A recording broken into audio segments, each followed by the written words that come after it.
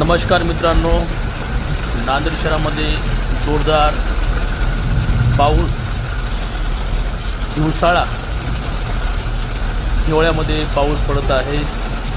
हिवाळा समजावा की पावसाळा समजावा असा संभ्रम सध्या ऋतुचक्र चालू आहे आणि शहरामध्ये पहा जोरदार पाऊस रपारपा पडतोय।